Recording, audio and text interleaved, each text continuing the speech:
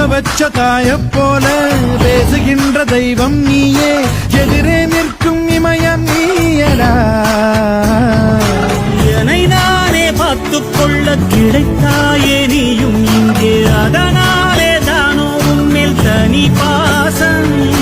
உனக்குள்ளே என்னை நீயும் அடை காக்கும் அன்பை பார்த்து வருங்கால நட்பும் கூட நம்மை பேசும். சிவனும் சக்தியும் சேர்ந்தா மாசுடா, எதுக்கு நின்னா எவனும் கூசுடா.